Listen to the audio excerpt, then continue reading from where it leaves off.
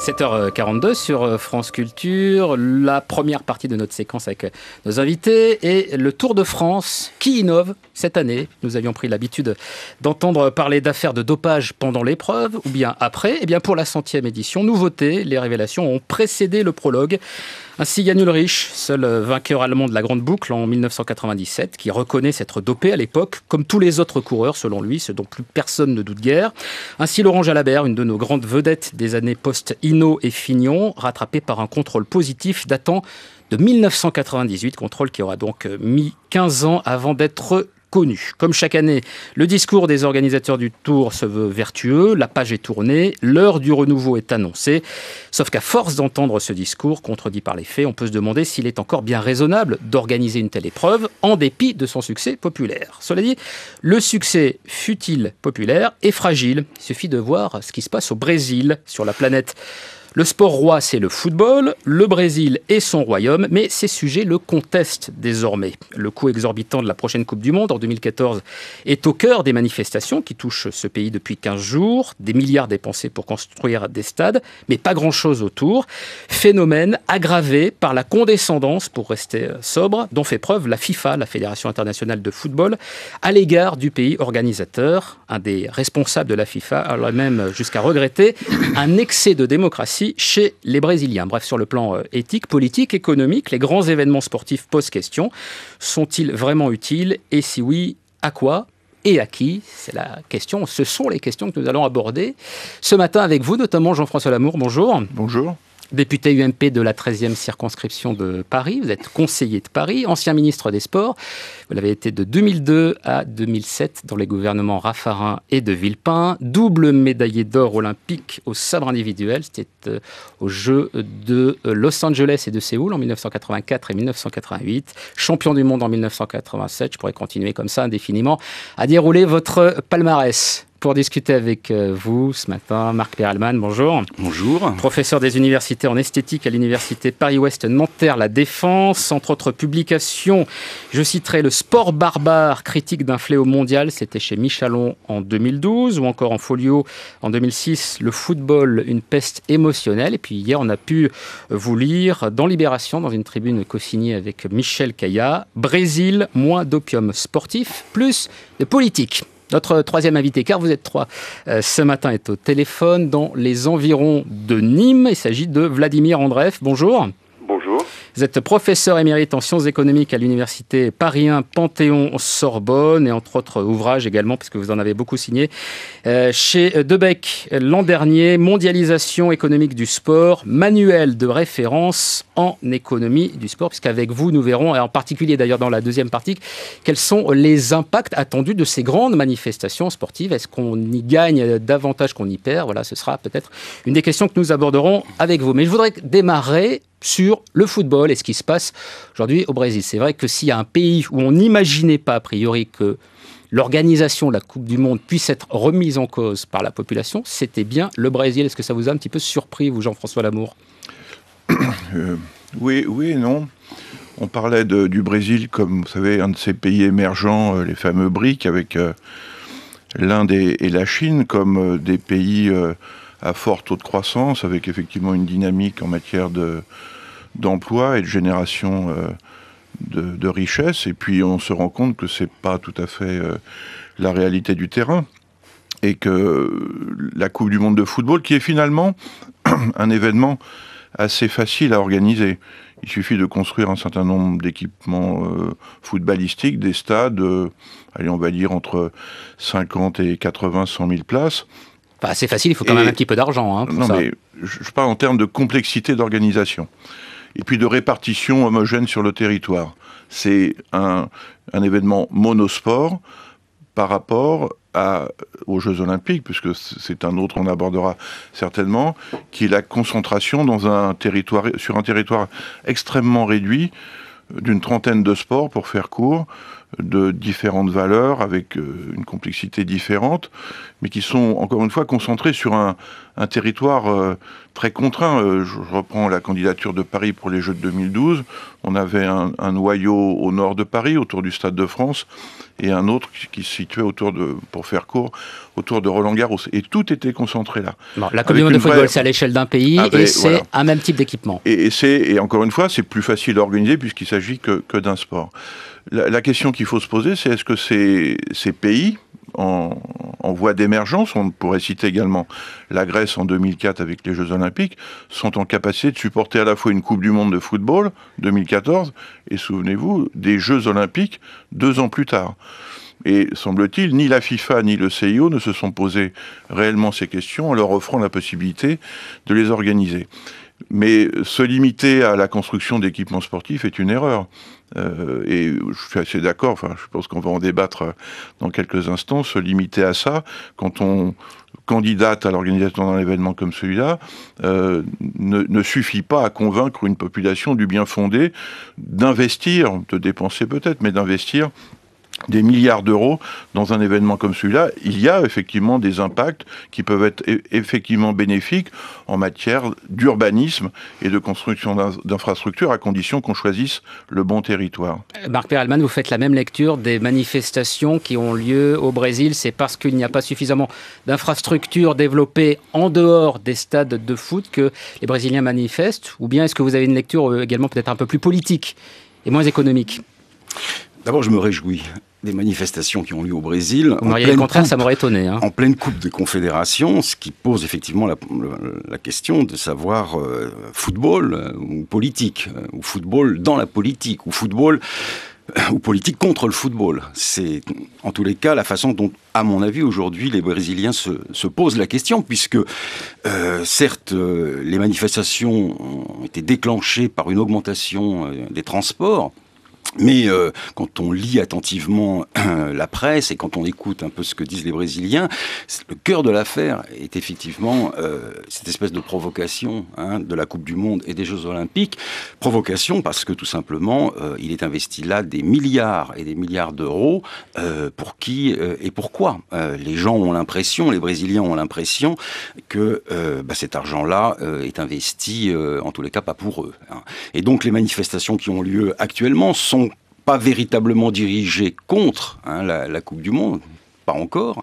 Elles sont dirigées contre, bien évidemment, l'argent qui coule à flot, la corruption qui est liée consubstantiellement à cette coupe du Monde. Alors, pour rester sur les sommes dépensées, parce qu'on va aller assez vite sur la façon aussi dont se comportent les représentants de la FIFA au Brésil, qui pose quand même un certain nombre de problèmes, mais sur cette question de la dépense, Vladimir Andreev. Alors, moi, j'ai lu des chiffres de 11 milliards d'euros dépensés pour l'organisation de la Coupe du Monde de football.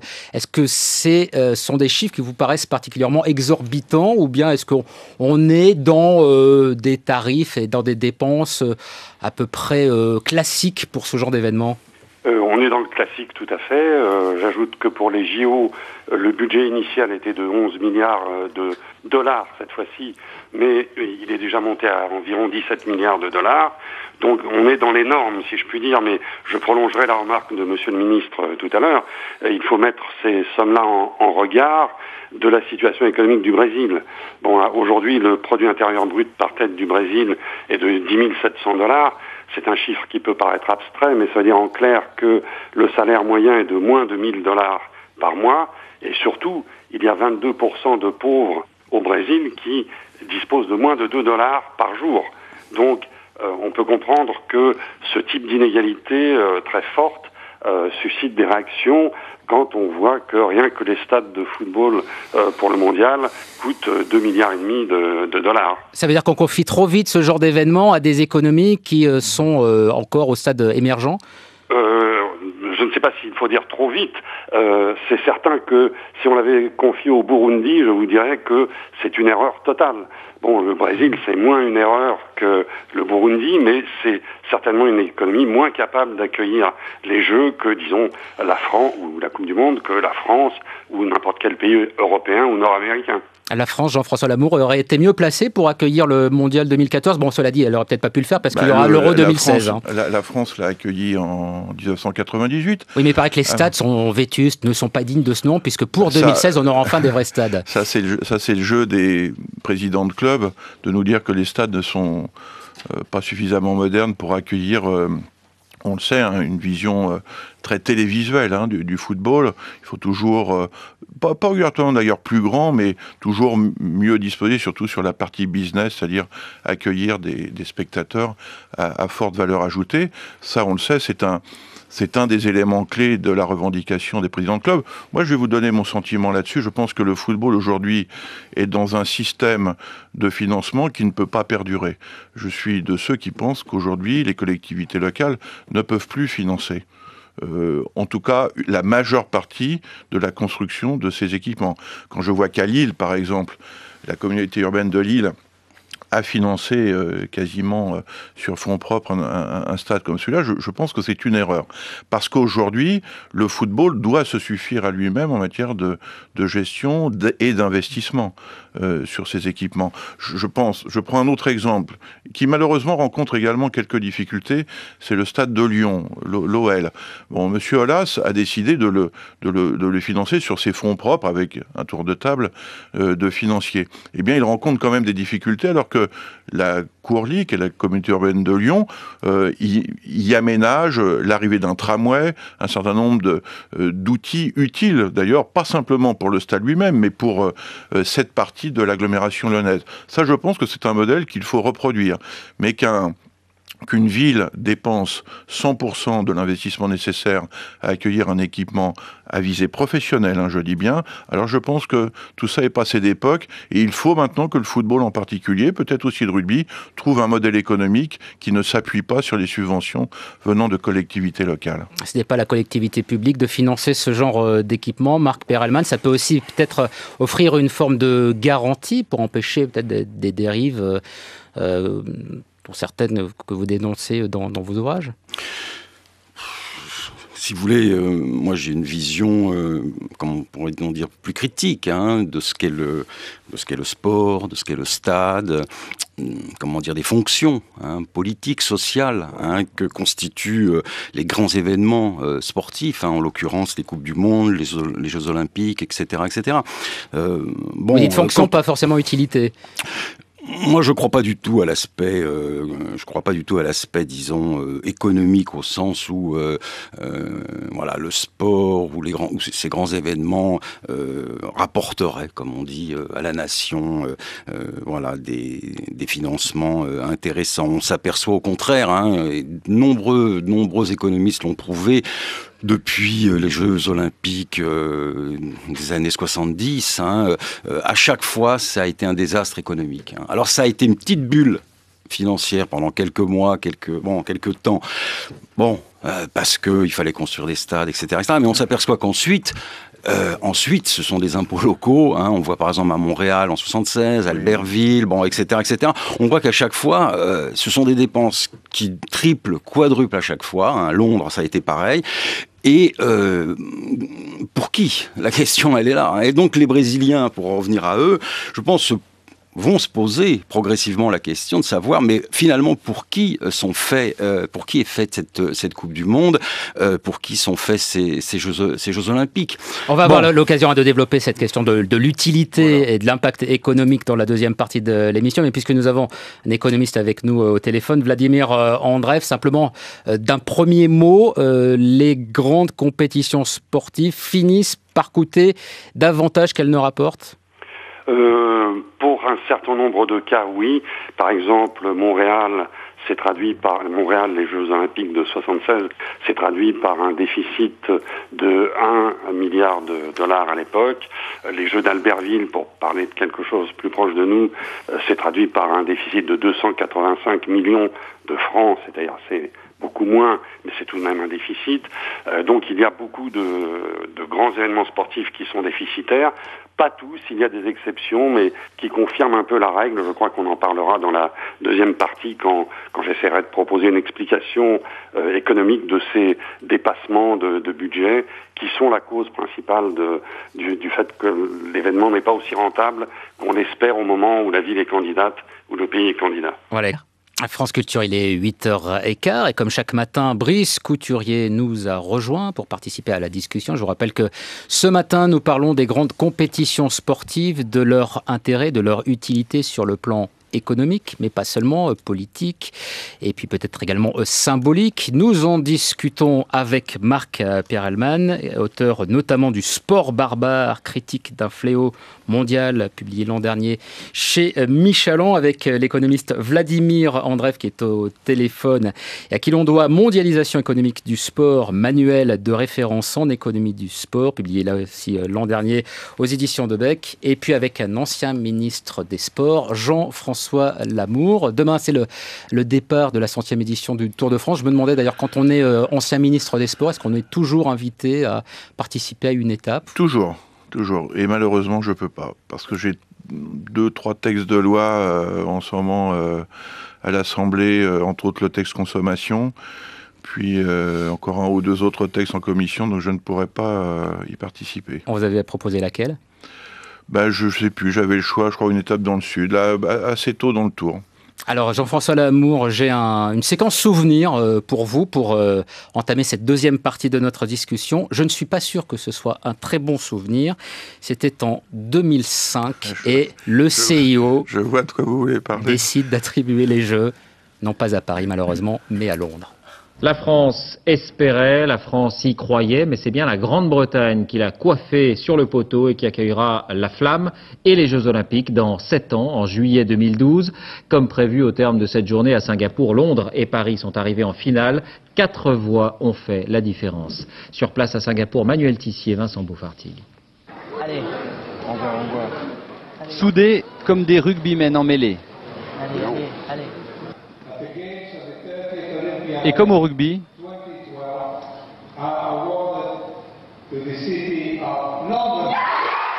les Anglais gagnent souvent à la fin. D'un côté, la France qui pleure, de l'autre, Londres en fête. La fin du film est un peu triste, mais le combat s'achève loyalement. Salut Sébastien et congratulations. Congratulations to you. Paris échoue pour la 3e fois en 20 ans. 4 voix d'écart entre les finalistes. Maigre consolation. Voilà, sur les images qu'on pouvait voir dans ce reportage de France 2, dans la mêlée, puisque ceux qui étaient sur la mêlée, il y avait Bertrand Delanoë, le maire de Paris, il y avait David Douillet, puis il y avait vous, Jean-François Lamour. Alors je disais, malheureusement, Paris n'avait pas été choisi. Vous étiez à l'époque ministre des Sports, mais finalement, peut-être que rétrospectivement, vous vous dites, ouf, heureusement que Paris n'a pas été choisi, parce que ça nous aurait coûté particulièrement cher dans cette période difficile. Qu'un champion olympique vous dise ça, il ne faut pas trop attendre ça de moi. Non, je trouve qu'on a malheureusement mal géré les derniers mois. Mais pour revenir à la question, est-ce que tout cela est utile ? À Paris, il y avait un très beau projet qui n'est pas uniquement que les équipements sportifs, mais en particulier l'aménagement de la plaine Batignolles. Vous savez, ce qui avait été repris sur les lignes de chemin de fer qui partaient de Saint-Lazare, avec un vrai projet d'urbanisme, la construction de logements ou de bureaux qui étaient là pour accueillir le village olympique, la construction d'un certain nombre d'infrastructures de transport, en particulier un tramway qui sillonnait l'épine dorsale qui amenait jusqu'au Stade de France. Et s'il y a bien un des éléments, ce que je qualifie d'héritage laissé par les Jeux dans un pays, c'est bien celui-là. Si nous avions eu les Jeux aujourd'hui, la plaine de Batignolles serait définitivement en activité, construite avec, encore une fois, le TGI, peut-être, que vous savez, le tribunal de grande instance, qui doit trouver sa place là-bas. des équipements divers et variés, publics, et surtout des logements.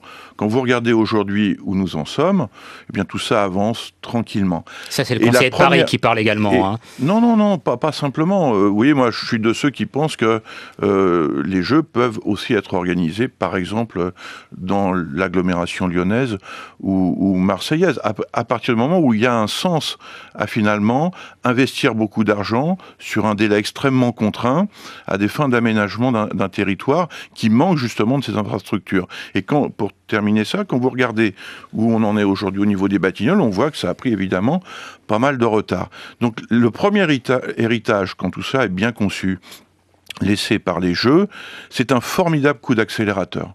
Ce que vous faites finalement d'habitude en 15-20 ans, vous êtes en capacité de le faire en 7 ans, parce qu'il y a des lois olympiques qui permettent de réduire les contraintes administratives, de faire travailler beaucoup plus rapidement des urbanistes quand il s'agit de choisir les meilleurs éléments pour construire ce projet.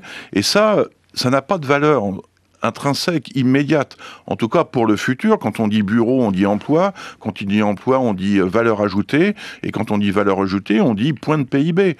Raisonnable. Tout ça ne se calcule pas en point de PIB, en 0, quelque chose. Ça a du sens à partir du moment, encore une fois, où c'est fait dans de bonnes conditions, avec un choix de projet, avec une cohésion politique autour de ce projet. Je pense que l'organisation d'un événement comme celui-là a du sens, même si je le reconnais. Ce sont des événements qui coûtent cher à l'organisation. Vladimir Ondreff, vous êtes d'accord? Les Jeux à Paris, ça aurait été un accélérateur de croissance? Et de coût. Voilà, je suis d'accord avec l'analyse de Monsieur le Ministre sur la partie retombée positive. Il y en a, mais en même temps, la question qui se pose à il y a 3 questions qui se posent à un économiste. La première, c'est en effet rénover complètement la plaine des Batignolles en 7 ans. Est-ce que ça coûte pas plus cher que de le faire en 15 ans? Ça, c'est la première question. Souvent, les économistes répondent que oui. La deuxième, c'est pourquoi Londres a été choisi et pas Paris? Question qui a été soulevée tout à l'heure. Les économistes ont une réponse très simple. Les membres du CIO ont voté pour le projet le plus cher, c'est-à-dire Londres, comparé à New York, Madrid, Paris et Moscou. Et c'est normal. Les membres du CIO veulent le projet qui leur paraît le plus beau, ou le mieux conduit, etc. Parce que c'est celui qui leur rapporte le plus ? Aussi, c'est d'une certaine façon celui qui va leur rapporter le plus, parce que les dépenses des uns sont aussi les revenus des autres. Le CIO gagne de l'argent sur les Jeux, la FIFA gagne de l'argent sur la Coupe du Monde. Bien sûr, une partie des revenus sont laissés aux pays ou aux villes organisateurs, mais bien sûr, le budget de la FIFA, par exemple, ou celui du CIO dépend en partie de la réussite des Jeux. Et puis la troisième question que j'aborderai peut-être plus tard, pour ne pas monopoliser la parole, c'est que les économistes démontrent, et peuvent le faire statistique à l'appui, que ce n'est pas le coût qui figure dans le dossier de candidature qui est important, c'est le coût réel. Or, il y a une immense différence entre les deux. Et c'est sur ce point-là, précisément, que je serai probablement en désaccord avec Monsieur le Ministre. Et avec Marc Perelman, est-ce que ce sera un désaccord ou pas sur ce que vient de dire Vladimir Ondreff? Oui, je pense qu'encore une fois, il y a eu vraiment de très nombreuses études. Par exemple, je pense à l'étude de la Bank of America Merrill Lynch, qui a démontré qu'entre 1954 et 2006, les pays organisateurs, de compétition, voilà, ça posait de gros problèmes de type économique. Alors, ce que vous avez dit est, je pense, assez juste. À qui rapporte, j'allais dire, le crime olympique? Écoutez, il rapporte essentiellement, c'est vrai, à ceux qui l'organisent, c'est-à-dire ces organismes. Je vous ai pas coupé la parole. Oui, mais écoutez, il rapporte essentiellement. Respectueux, si vous voulez. Voilà, il si rapporte essentiellement. Crime olympique, monsieur, je pense que effectivement, je vais souvent vous couper la parole. Il rapporte essentiellement à la FIFA et au CIO. Calmement, mais il rapporte les excès. Là, on ne comprend pas très bien parce que vous parlez tous les deux ensemble. Moi, je dis ce que j'ai à dire. Et vous voyez, moi, je viens ici à France Culture parce que je pense qu'effectivement, on n'est pas dans l'excès. Si vous commencez, monsieur, à parler de crime olympique, je pense évidemment que ça va mal se terminer. Alors, laissons terminer malgré tout Marc Perelman. Voilà. Alors j'ai bien parlé effectivement de cette barbarie olympique. Pourquoi ? Parce que tout simplement le CIO et la FIFA, il faut que vous le sachiez, je l'ai dit hier dans l'article dans Libération, la FIFA impose véritablement sa propre constitution, si je peux dire, par exemple au Brésil. Pendant le laps de temps que va durer la Coupe du Monde, il impose que le Parlement brésilien a été obligé d'accepter, qui s'appelle la loi générale de la Coupe, qui oblige précisément le pays, le Brésil, à être, j'allais dire, sous la coupe des décisions de la FIFA. Par exemple, l'installation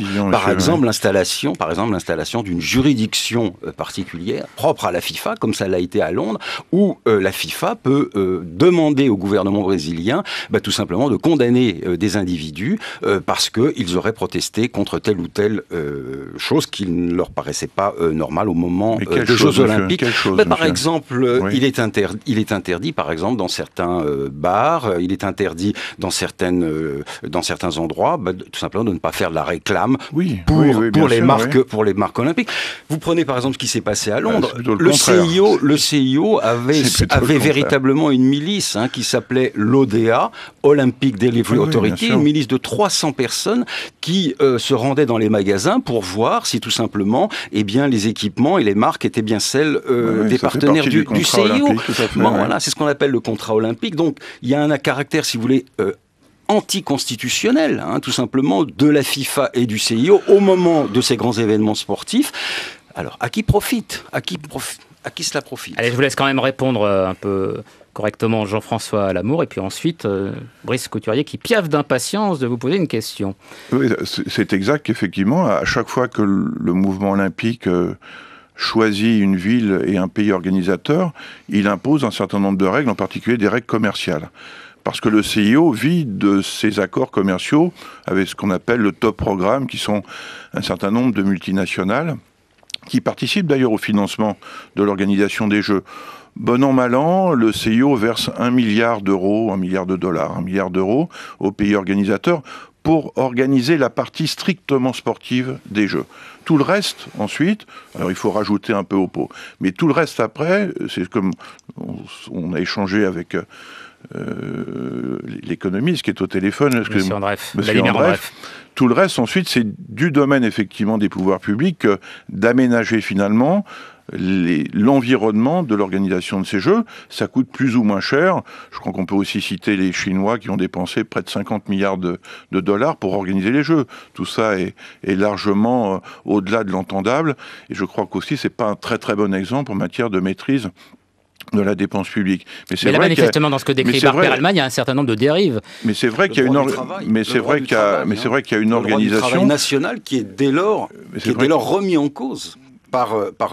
Sur quel sujet, par exemple ? Par exemple, au moment où il y a eu la candidature d'Annecy pour les Jeux Olympiques d'hiver, heureusement, elles n'ont pas lieu à Annecy, on s'est rendu compte en lisant attentivement les demandes du CIO que le droit du travail, en termes tout simplement de législation, était remis en cause. Sur quoi, monsieur Bell ? Non, mais soyez précis. Écoutez, quel droit du travail ? Le droit du travail, c'est le droit français. C'est pas le droit olympique.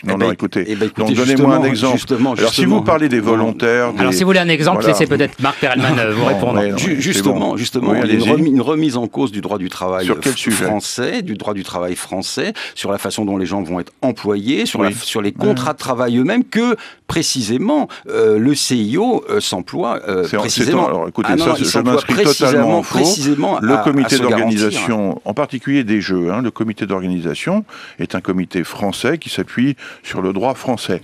Ce qui est vrai, c'est que vous avez, accompagnant les permanents de l'organisation de ces Jeux Olympiques, beaucoup de bénévoles, ce qu'on appelle les volontaires, qui eux, effectivement, donnent de leur temps, mais parce qu'ils ont envie de le faire, ils veulent, comme ça s'est fait à Londres, et je crois que d'ailleurs c'est un des grands succès de l'organisation londonienne, il y avait des dizaines de milliers de volontaires qui accompagnaient de la meilleure des manières, d'ailleurs, cette organisation. Alors si c'est ce que vous appelez une entorse au droit du travail, moi j'appelle ça plutôt une mobilisation pour accueillir le mieux possible un événement comme celui-là. Mais en aucun cas, monsieur, contrairement à ce que vous laissez entendre, le droit du travail est remis en cause, en particulier en France, quand on organise un événement comme celui-là. Allez, essayons d'avancer un petit peu avec vous, Brice Couturier. Moi, j'aimerais vous citer Albert Camus. Albert Camus, dont vous savez sans doute qu'il a joué comme gardien de but dans la modeste équipe Racing universitaire d'Alger.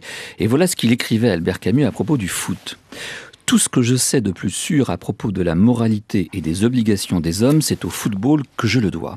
Et voilà ce qu'on peut voir dans le football d'aujourd'hui. Est-ce que Camus y reconnaîtrait ce qu'il a connu ? D'une part, vous avez l'idéologie de l'évaluation permanente qui nous réduit au rang de machine dont on mesure en permanence les performances.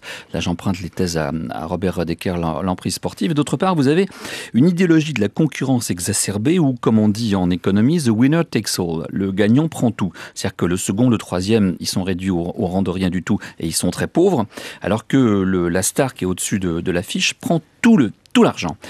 Ces deux idéologies, elles sont unanimement condamnées par notre société contemporaine et pourtant elles triomphent dans la compétition sportive.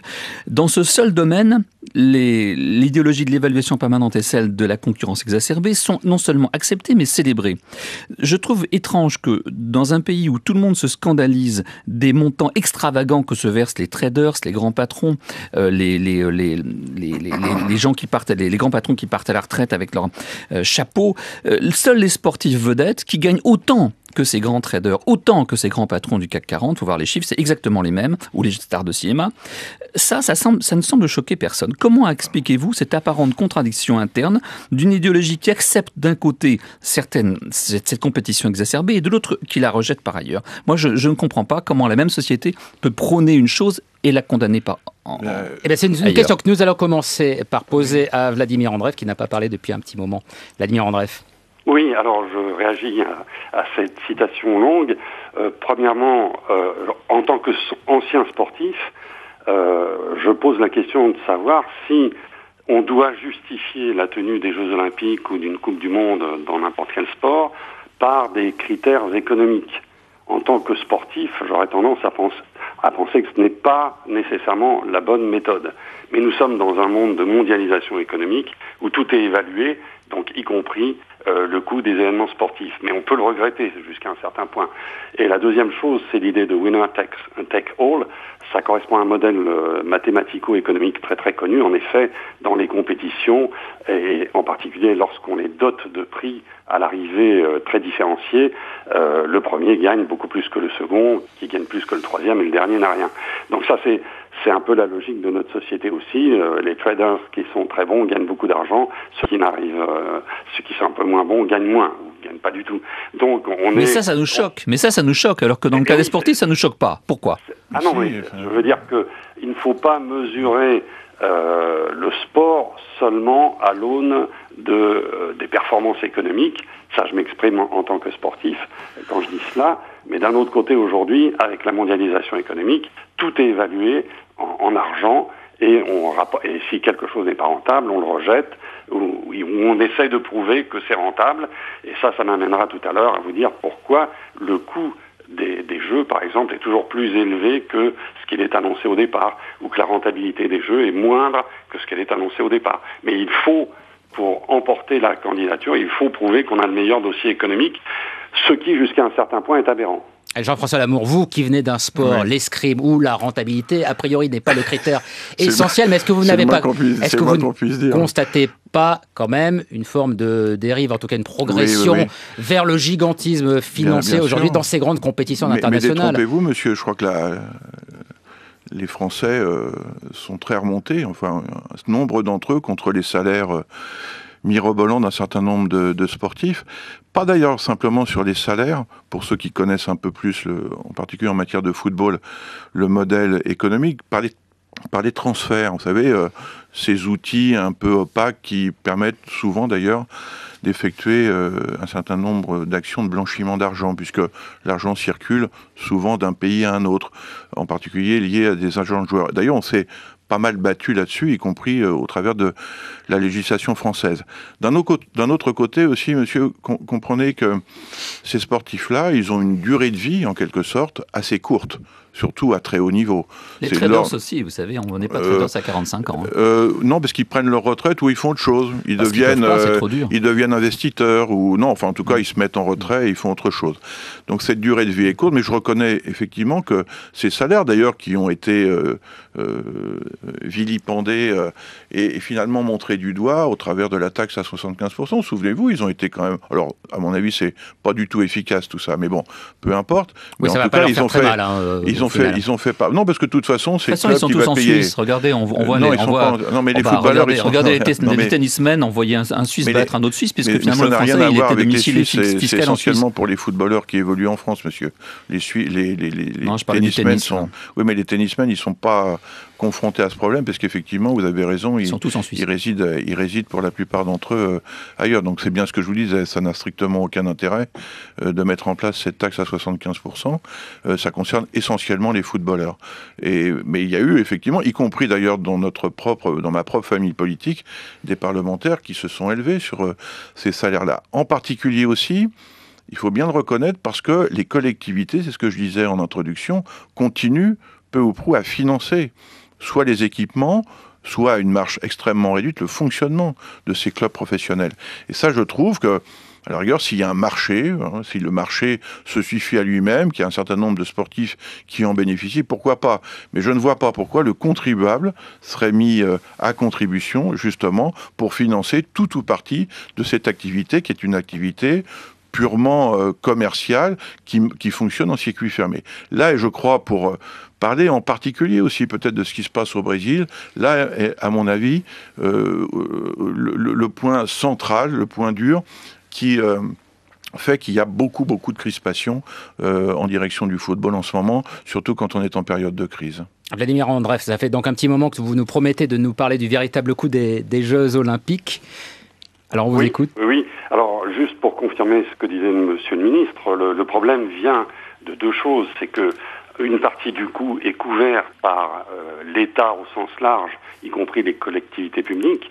Et deuxièmement, le problème est que ces coûts sont en général dépassés.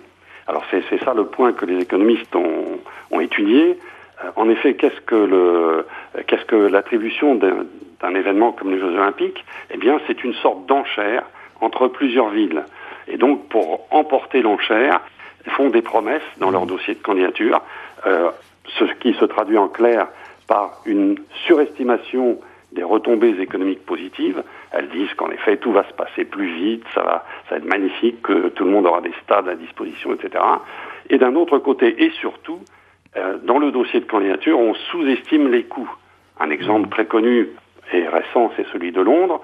Dans le dossier de cette ville était sous-estimé le calcul de la TVA, le calcul des coûts de sécurité, le coût des Paralympiques, et j'en passe. Et donc, quand la ville qui a le meilleur dossier en apparence l'emporte, on passe des coûts affichés, qui étaient minorés, à des coûts réels. Et ça, c'est systématique, ou quasi systématique. J'ai un tableau statistique que j'ai publié qui le prouve dans tous les cas, sauf une exception qui est Los Angeles. Los Angeles est la seule édition des Jeux où ce phénomène qu'on appelle en anglais winner's curse, ou malédiction du gagnant de l'enchère, ne s'est pas produit. Mais cette exception, précisément, confirme la règle. En 1984, Los Angeles n'avait pas de concurrent pour organiser les Jeux de 84, ces Jeux ayant été attribués en 77, c'est-à-dire à un moment où sous le coup, sous l'impression négative des Jeux de Montréal, 1 milliard de déficit, il n'y avait plus de ville candidate. Et donc le CIO, dans ce cas-là, a dû aller chercher une ville, en l'occurrence Los Angeles, qui n'ayant pas de concurrent, a pu imposer ses conditions d'une certaine façon au CIO, ce qui est la seule exception confirmant la règle. Et évidemment, le problème, et là-dessus, M. Lamour l'a déjà signalé, c'est le dépassement des coûts des Jeux ne porte pas tellement sur les coûts d'organisation, à peu de choses près, on est dans les clous, comme on dit, ne porte pas tellement non plus sur les investissements sportifs. Là, parfois, il y a des dépassements, mais le pire des dépassements, c'est toujours sur les infrastructures non sportives, c'est-à-dire celles qui vont justement rester à la charge, éventuellement, du contribuable brésilien. Donc Jean-François Lamour, plus il y a de concurrence, plus il y a de dérives financières. Oui, je partage cet avis. Un certain nombre de volets du dossier de candidature sont sous-évalués, à l'évidence, y compris d'ailleurs pour le dossier parisien. Je le dis très clairement, on avait sous-estimé Par exemple, le coût de la construction du stade qui devait accueillir le tennis, qui devait mordre en particulier sur l'accès à l'autoroute A13, tout ça avait été effectivement légèrement sous-estimé. Il faut bien le reconnaître, parce que devant le contribuable, on doit démontrer qu'il y a de fait une maîtrise de ces coûts. Surtout qu'on ne parle pas sur des coûts engendrés 1 an plus tard, mais 7 ans plus tard. C'est bien ça l'enjeu.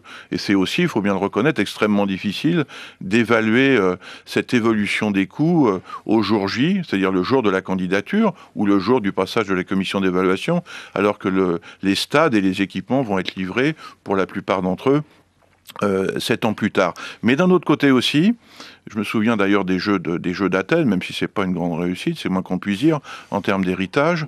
Le dossier de candidature, il n'en restait quasiment rien quand les Jeux ont été organisés en 2004. Je me souviens même d'un membre du CIO, je faisais partie de la commission de coordination et de suivi qui suivait les Jeux d'Athènes à ce moment-là.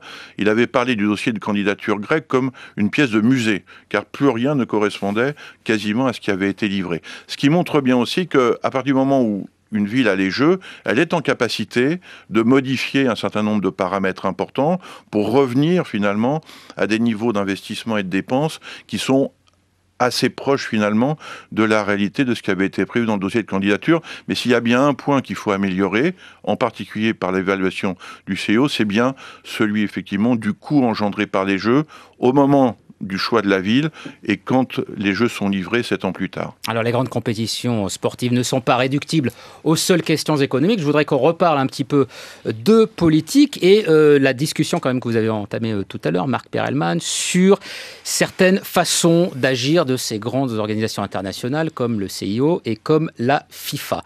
Il y a quand même, moi j'ai découvert en préparant cette émission, des propos absolument sidérants de la part du secrétaire général de la Fédération internationale du football. C'est un Français, il s'appelle Jérôme Valk, et il a dit ceci au mois d'avril lors d'une conférence de presse: « Je vais dire quelque chose de fou, mais un moindre niveau de démocratie est parfois préférable pour organiser une Coupe du Monde.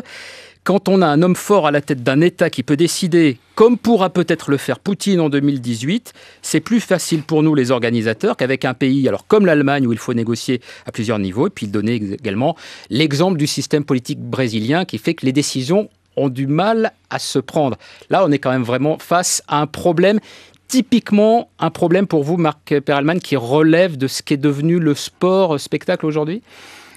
Je pense que c'est l'arrogance de ces personnes, de ces individus qui aujourd'hui, c'est vrai, constituent de véritables, de véritables puissances mondiales. Je pense que ce soit la FIFA ou le CIO, qui sont des organisations totalement opaques. Elles aussi, il n'y a pas que les sportifs, mais les organisations sont au bord du lac Léman. Lausanne en particulier, et pour essayer de savoir ce qui se passe exactement dans ces organisations-là, pour essayer de comprendre comment elles fonctionnent, c'est pas simple. On comprend un tout petit peu quand à l'intérieur même de ces organismes, par exemple au CIO ou à la FIFA, il y a des bagarres tout à fait incroyables et on voit des expulsions de telle ou telle personne parce que on l'accuse de prévarication, concussion, etc., etc. Donc on s'aperçoit qu'il y a des luttes absolument terribles au sein de ces organismes qui ne sont pas des organismes démocratiques. Qui les élit ? Est-ce que le CIO est un organisme qui a été élu par qui ? Est-ce que ce sont les peuples qui élisent ces personnes ? Non, ce sont des gens qui sont cooptés, qui se cooptent. Vous n'avez quand même pas proposé des élections pour élire les membres du CIO ? L'aspect démocratique, si vous voulez, de ces organismes-là laisse largement à désirer. Oui, mais c'est à la limite que ça soit une absence de démocratie en interne, c'est peut-être pas si grave que ça. Ce qui est plus embêtant, c'est quand on a de tels propos, quand on justifie justement le choix d'organiser ces compétitions dans des pays peu démocratiques, parce que c'est beaucoup plus simple, ou quand par exemple alors le président de la FIFA, cette fois Sepp Blatter, explique que le mondial de 1978 en Argentine, c'était plutôt un mondial exemplaire, alors qu'à l'époque c'était quand même une dictature. Il a dit plus que ça, il a dit plus grave que ça. Et donc les propos, vous voyez, du représentant du football mondial, qui est d'ailleurs lui-même membre du CIO, faut pas oublier Sepp Blatter, a dit plus grave que ça sur l'Argentine. Il a dit que c'était que le football, que la Coupe du Monde en 78 était la réconciliation du peuple et des militaires. Alors qu'à 200 mètres du stade, vous aviez des militants de gauche et des syndicalistes qui étaient découpés à la scie, vivants, pendant que le pauvre peuple argentin était en train d'ovationner son équipe favorite. Et c'est là où je parle, voyez, de crime. C'est là où je parle de crime. Jean-François Lamour, franchement, c'est vrai que les représentants de ces grandes organisations sont peut-être pas les meilleurs ambassadeurs d'un sport sain. Si vous voulez me faire dire que Jérôme Vaque a tenu des propos totalement déplacés, je vous dis bien sûr que oui. Bien sûr que oui, je ne vais pas vous dire le contraire. Pourquoi voulez-vous d'ailleurs que je vous dise le contraire ? C'est pas aider d'ailleurs à la fois. Oui, mais est-ce que ça traduit seulement un dérapage personnel ou est-ce que ça traduit des méthodes installées Pour une fois, on va être assez d'accord. Ça prouve, je crois, en particulier au niveau du football, moins au niveau de l'olympisme, si je peux me permettre, mais en tout cas au niveau du football, une forme de suffisance. Le football, que vous le vouliez ou non, est un sport. Il y a le football et le reste du sport. Juan Antonio Samaranch, à l'époque, il y a le football. Oui, Juan Antonio Samaranch, il était président d'un CIO à son époque. Voilà. Jacques Rogueux,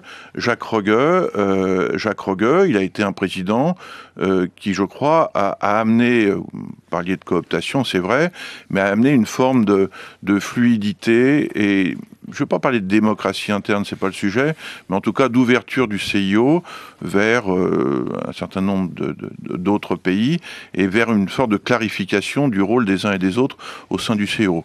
Il y a encore beaucoup à faire, mais en tout cas, il a fait. Mais les propos de Jérôme Vaque, ils sont à la fois totalement déplacés, inutiles, et ils donnent ce sentiment effectivement que le football, à ce moment-là, se situe au-dessus de tout. Mais pourquoi ça ne suscite pas davantage d'indignation ? Je vous le dis, voilà, vous me posez la question. Ce que je veux dire, on ne peut pas dire que ça ait provoqué non plus des condamnations. C'est plutôt à la présidente, Mme Dilma Rousseff, de s'exprimer face à ça, parce que franchement, je pense qu'elle aurait pu répondre, je ne sais pas, elle l'a peut-être fait d'ailleurs, à Jérôme, mais est-ce qu'elle a à répondre à M. Jérôme Vaque ? Je pense que c'est peut-être pas très utile. Bon allez, on est allé au Brésil, on est allé en Suisse, revenons dans un pays où tout se passe bien, la France et son tour. Brice Couturier. Écoutez, juste un mot sur ces agences internationales qui montent en puissance au détriment des États. Alors évidemment, ils montent en puissance au détriment des États qui sont parfois démocratiques et qui ne le sont parfois pas. Alors évidemment, ça pose un problème. Mais effectivement, vous avez raison, moi je voudrais parler un peu du Tour de France. Parce que voilà, là on a quelque chose par contre qui est vraiment sous le contrôle national. C'est quelque chose qui est sous contrôle national, mais dont on sait que les dérives, il y a certaines années, on a dû carrément annuler le Tour de France. Chaque année amène de nouvelles révélations sur le fait que on dirait que la quasi-totalité des gens, en tous les cas de ceux qui gagnent, les fameux winners, sont dopés. Et ça revient à la question que je posais tout à l'heure sur l'idéologie de la concurrence exacerbée qui fait qu'il y a maintenant une modification des corps eux-mêmes. On se demande si on a affaire à des sportifs ou à des mutants. Là encore, lire Robert Redeker est intéressant parce qu'il compare les sportifs d'il y a 30 ans.